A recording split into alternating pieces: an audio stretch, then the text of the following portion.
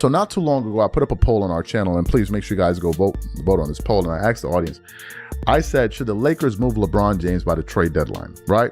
Maybe I should have phrased the wording different. And in the 2 hours, we have about 3,000 voters. Of the 3,000 voters, 89% of them are saying yes, 11% of them are saying no. So, now you're going to retire. That shouldn't be too hard for you. Stupid game after all. Lakers fans just ran a poll asking one wild question: should the team trade LeBron James before the deadline? The results were shocking. Out of 3,000 voters, a massive 89% said yes. Not 60, not 70. 89% of Lakers fans want LeBron gone right now. The backlash is real, and it is loud. So be honest. Do you think LeBron has actually hurt the Lakers more than he has helped them since arriving in 2018? Drop your take in the comments. I said that LeBron James has ruined this franchise. I sincerely believe that. It has been nothing but turmoil since this guy's gotten there. Turmoil, chaos, his ridiculous fans found a way to infiltrate the building, and it's just been a total mess. You have honey stuck all over the floor, one's flying in the sky. It's been a total mess. These are the facts of the case, and they are undisputed. We need to talk about what is happening in Los Angeles, because the Lakers fan base is in full meltdown mode. And for once, it is not just about losing games. Fans believe they have finally identified the real problem, and in their eyes, that problem is LeBron James himself. I said, should the Lakers move LeBron James by the trade deadline, right? Maybe I should have phrased the wording different. And in the 2 hours, we have about 3,000 voters. Of the 3,000 voters, 89% of them are saying yes, 11% of them are saying. The poll asked Lakers fans a simple question: should the team move LeBron before the trade deadline? Normally, polls like this split fairly evenly. This one did not. Not even close. In just 2 hours, 3,000 fans voted, and 89% said trade him. Only 11% said keep him. That is not a debate. That is a rejection. And the comments were even harsher than the numbers. Fans wrote things like, trade him to a retirement home, and he is killing this team. Others said the Lakers felt hopeful for the first 15 games, and now the entire organization feels covered by a dark cloud. But at the time that the news was circulating about LeBron potentially becoming a Los Angeles Lakers, some fans, or a lot of Laker fans, were not excited about the idea. Not because LeBron wasn't a great NBA player, it was because of all of the antics and everything that comes with this guy.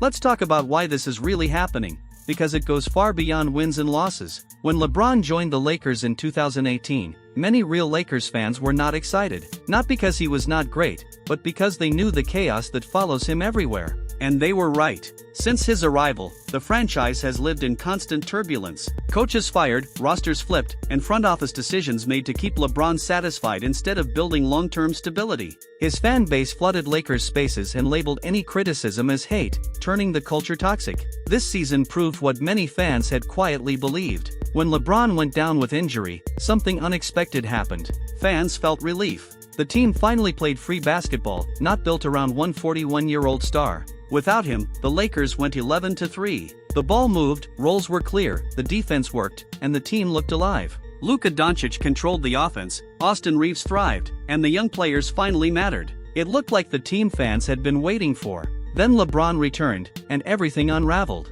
That was, priority number one for me. Role clarity.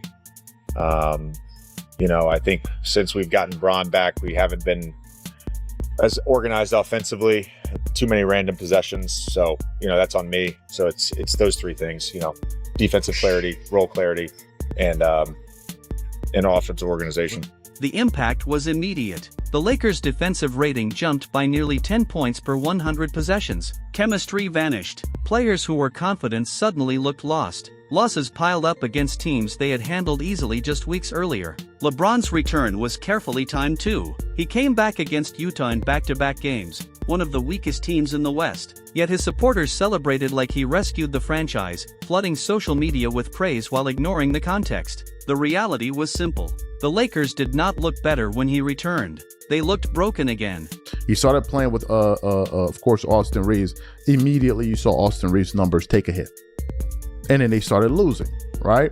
And then what happened? Austin Reeves eventually got injured. And I said, okay, let's see what he can do now that it's, instead of Luka and Reeves, it's LeBron and Reeves. And it's been a total disaster ever since. The real damage became obvious once LeBron was fully reinserted into the lineup. Austin Reeves' production dropped almost immediately. Instead of running the offense, he was pushed back into a corner role, standing around and hoping LeBron would swing the ball his way. What had been a fluid, unpredictable offense turned slow and easy to read. On the other end, the defense completely fell apart. LeBron simply does not give consistent effort defensively, and the entire structure collapses because of it. Over the last 10 games, the Lakers are a .500 team. That is not contender basketball. In the West, that is barely play-in level. And fans are connecting the dots. The chemistry issues and defensive breakdowns keep pointing back to one source. Trade him to Shady Pines retirement home. I wish they could cut him, but he has a no-trade clause in his contract. They should trade his son to send a message. His contract expires in March, so it doesn't matter. It's a win for LA. Another guy said, bro, he is killing this team. Just pay him out and dump him and Bronny Jr. The Lakers were so happy for 15 games at the beginning of the season. Now the cloud is over them. Reading the poll comments, the anger from real Lakers fans is impossible to miss. One fan joked that since LeBron cannot be traded, the team should trade his son just to send a message. Harsh, but it shows how fed up people are.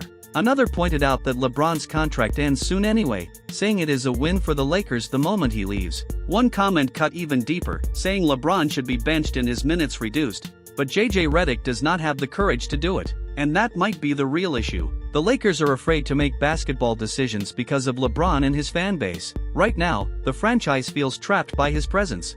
So during Luka's extension press conference, Rob Pelinka had this to say about LeBron's future with the team. Pelinka said, if he had a chance to retire a Laker, that would be great. So personal feelings and opinions aside, but should LeBron feel disrespected by how the Lakers are treating him at this point? No, I don't think so. They got new blood. The no-trade clause keeps coming up, and yes, it matters. LeBron designed his contract so the Lakers cannot move him without his approval. That gives him total control. Unless he chooses to waive it, the team is stuck. And fans know he has no reason to do that. He still gets paid while the roster bends around him. That is why many fans say the real question was never about trading him. It was about removing him by any means possible. They do not care how. They just want the situation to end. Here is the part that makes people uncomfortable. Many of the loudest voices defending LeBron are not real Lakers fans. They are LeBron fans wearing Lakers jerseys. Fans who supported this franchise before 2018 see the difference clearly. They watched Kobe. They watched Magic. They know what Lakers basketball is supposed to look like, and this is not it. Real Lakers fans would never support building around a 41-year-old player. They would never excuse lazy defense, constant ball dominance, or joking with opponents while the team is struggling. But LeBron fans defend all of it because their loyalty is not to the franchise. It is to the player. The frustration gets deeper when you look off the court. LeBron's agent, Rich Paul, now uses his podcast to publicly suggest Lakers trades. He even floated the idea of moving Austin Reeves. That is a clear conflict of interest. He represents LeBron, runs Klutch Sports, and is pressuring the team through media. In any other situation, this would be called out immediately. Here, it gets ignored. Fans see their franchise being influenced from the outside, and it makes them furious. The numbers tell the story. Without LeBron, the Lakers went 11-3, playing connected, unselfish basketball. When he returned, they went 2-4. The defense collapsed. The offense slowed down. The chemistry vanished. That is not coincidence. That is evidence. Fans notice it. That is why 89% voted for him to be gone. Not a minority. Not media spin. An overwhelming majority. One comment summed it up best. Let the season end. Let him go somewhere else. And let the Lakers be the Lakers again. That is not hate. That is exhaustion. Lakers fans are tired of the circus. They want their identity back. And right now, they believe the only way to get it is without LeBron James.